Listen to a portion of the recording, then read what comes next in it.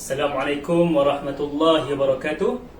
InsyaAllah hari ini Muallim akan mengajar tentang sebuah lagi tajuk yang baru, iaitu Islam agama yang syumul. Sebelum Muallim pergi lebih jauh, suka untuk Muallim terangkan dahulu apakah yang dimaksudkan dengan syumul. Syumul bermaksud menyeluruh, dan Islam agama yang syumul bermaksud Islam adalah sebuah agama yang menyeluruh. Islam adalah sebuah agama yang mencakupi, yang menyentuh seluruh aspek kehidupan manusia, daripada kecilnya sampai menit matinya, daripada bangun tidurnya sehingga tidur kembalinya. Islam menyentuh seluruh aspek kehidupan manusia. Dan kesyumulan Islam ni kita boleh klasifikasikan, kita boleh letakkan dalam 5 aspek. Yang pertama adalah tentang ibadah dan pemerintahan. Yang kedua adalah dakwah dan jihad. Yang ketiga adalah ibadah umum dan ibadah khusus. Yang keempat adalah soal dunia dan akhirat. Dan yang kelima adalah akhlak dan keadilan. Baik, kita pergi tentang aspek yang pertama, iaitu ibadah umum dan ibadah khusus. Ibadah umum adalah seluruh perbuatan kita. Seluruh perbuatan kita, seluruh perbuatan harian kita yang kita lakukan ikhlas kerana Allah dan mengikuti lunas-lunas syariat. Maksudnya, seluruh kehidupan harian kita, seluruh perbuatan kita boleh dikira sebagai ibadah selagi mana mengikuti 2 syarat untuk dikira sebagai ibadah, iaitu yang pertama adalah ikhlas kerana Allah, dan syarat yang kedua iaitu tidak menyalahi syariat. Baik, jadi seluruh perbuatan kita, kita bangun tidur kita pergi mandi, kita belajar, bermain, tolong mak ayah, seluruhnya kita dikira sebagai ibadah. Boleh ulang sekali lagi. Selagi mana kita mengikut 2 syarat, iaitu yang pertama kita ikhlas kerana Allah, dan yang kedua kita mengikuti lunas-lunas syariat. Baik, yang kedua kita tengok pula tentang ibadah khusus.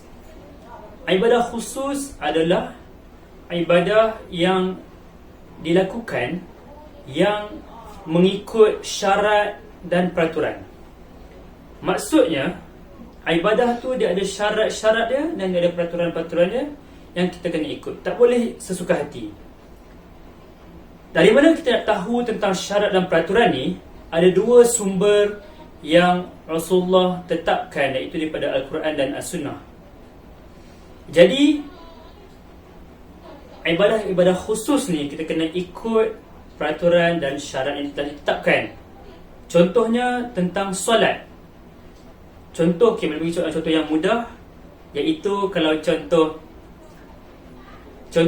solat subuh. Solat subuh ditetapkan 2 rakaat. Adakah kita boleh lebih-lebih? Contohnya pada hari tu, pagi tu kita rasa semangat, kita rasa semangat nak buat baik, kita rasa soleh, adakah boleh kita buat solat subuh sebanyak 4 atau 5 atau 6 rakaat? Boleh? Tak boleh. Sebab Rasulullah sebab dalam syariat telah ditetapkan bahawa solat subuh sebanyak 2 rakaat, maka banyak itulah yang kita boleh buat, kita kena buat. Tak boleh kita nak lebih, tak boleh juga kita nak kurang. Contoh, kita malas hari tu kita malas hari tu bulan Ramadan contohnya, kita patutnya puasa daripada terbit fajar hingga terbenam fajar, tapi hari tu kita rasa malas, kita nak buka puasa separuh hari lah kita cakap tengah hari tu lapar, kita buka puasa, kita makan. Tak boleh. Sebab ibadah khusus ni dia ada syarat dan Okey, yang kedua adalah tentang ibadah dan pemerintahan. Kita dah pernah belajar soal ni tentang tajuk yang lepas, iaitu tujuan penciptaan manusia. Ada 2 penciptaan manusia kita dah belajar sebelum ni, iaitu Yang pertama berasaskan daripada surah Az-Zariyat yang Allah sebut, wa ma khalaqtul jinna wal ins illa liya'budun. Tidak aku ciptakan, Allah tidak ciptakan manusia ni melainkan untuk beribadah kepadaku, kepada Allah. Dan yang kedua, Allah berfirman kepada malaikat, inni ja'ilun fil ardi khalifah. Allah hendak menciptakan seorang manusia sebagai khalifah di muka bumi. Baik. Jadi daripada dua ayat ni kita boleh katakan yang mana itu mencakupi tentang ibadah dan pemerintahan. Iaitu yang pertama daripada surah Az-Zariyat tadi adalah bagaimana tentang perhubungan kita dan Allah, perhubungan manusia dan Tuhannya. Itu adalah yang pertama. Yang kedua adalah tentang perhubungan antara manusia dan manusia, tentang manusia dan makhluk-makhluk yang lain, tentang manusia dan alam. Itu adalah tentang aspek yang kedua. Jadi macam mana sepatutnya dia nak sentuh yang tentang yang aspek yang kedua ni, iaitu macam mana kita berkomunikasi dengan manusia yang lain, macam mana kita beradab dengan ibu ayah kita, macam mana kita beradab dengan orang yang lebih tua, macam mana kita berinteraksi dengan guru-guru, macam mana kita bergaul dengan kawan-kawan. Semua ni Islam dah tetapkan. Semua ni Islam dah mengajar untuk bagaimana kita lakukan. Yang ketiga adalah tentang soal dunia dan akhirat. Islam datang kepada manusia bukanlah untuk sekadar untuk manusia ini sekadar mengejar akhirat sehingga mengabaikan soal dunia. Tidak juga Islam datang untuk manusia memberatkan soal dunia, kejar dunia, kejar dunia, tapi tidak menghiraukan soal akhirat. Tidak. Islam datang supaya manusia itu seimbang antara kehidupannya di dunia dan kehidupan di akhiratnya. Seperti mana yang Rasulullah ajarkan kita bahawa dunia ini adalah ladang kepada akhirat. Dunia ini adalah ladang untuk kita buat pelbagai kebaikan, untuk kita lakukan kebaikan-kebaikan yang banyak, supaya semua kebaikan kita ini dikira sebagai amal soleh dan dikira sebagai, dan untuk supaya semua amal baik kita ini dikira sebagai amal soleh dan menjadi asbab untuk kejayaan kita di akhirat sana. Dan sebab itulah juga kita diajar dalam Quran tentang sebuah doa yang sangat cantik, iaitu Rabbana atina fid dunya hasanah wa fil akhirati hasanah wa qina azabannar. Allah mengajar kita tentang doa, ya Allah, berilah kebaikan kepada kita, berilah kebaikan kepada kami, kebaikan di dunia dan kebaikan di akhirat.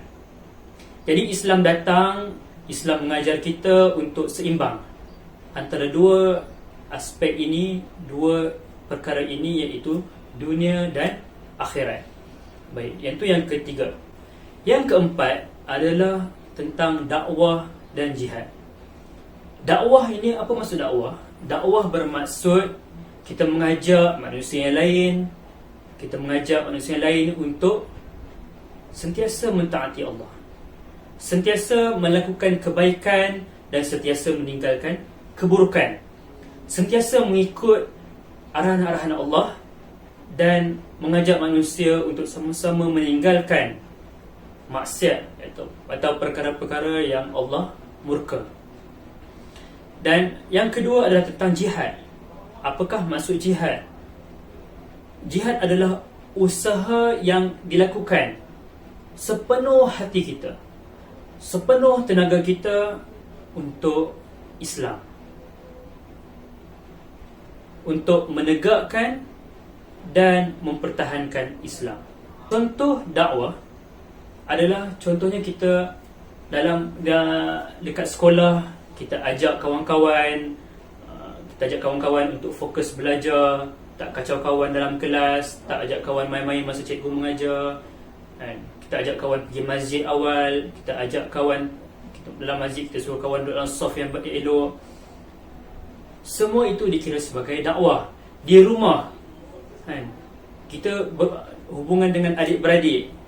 Masuk waktu solat, kita ajak adik-adik solat bersama. Kita ajak abang, kakak untuk solat bersama, kan, untuk dengar cakap mak ayah dan sebagainya. Semua itu dikira sebagai dakwah. Selagi mana kita mengajak manusia untuk melakukan kebaikan, itu dikirakan sebagai dakwah. Dan jihad ni juga, jihad pula contohnya adalah kita, usaha kita untuk mempertahankan dan memperkuatkan agama Islam itu dikira sebagai jihad. Contoh, kita memberikan sedekah.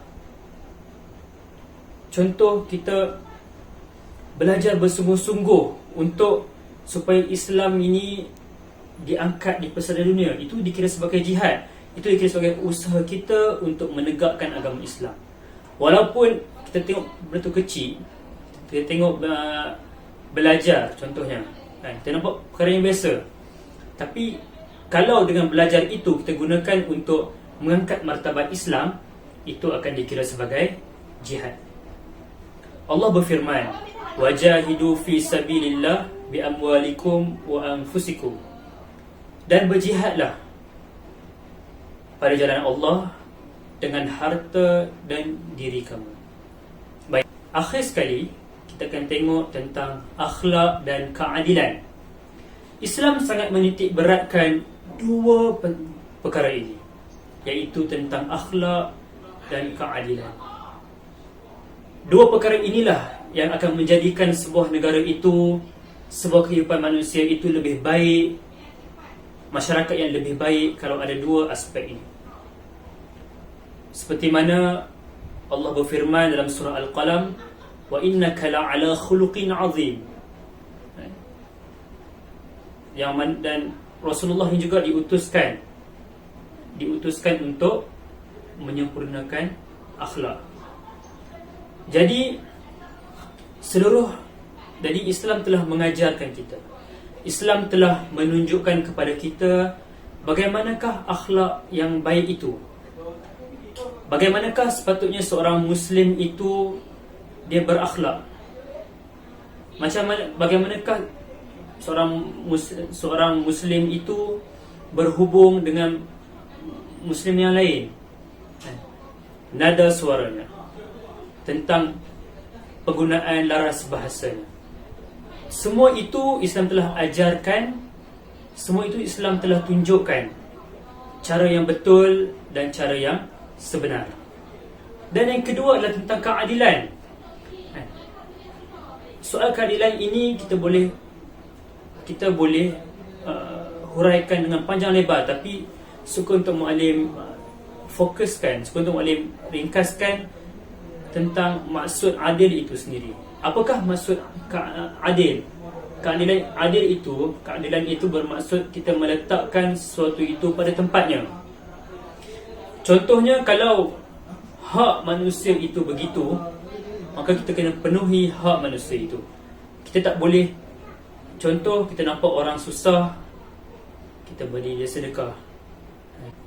Kita nampak orang yang perlukan bantuan, kita pergi bantu dia.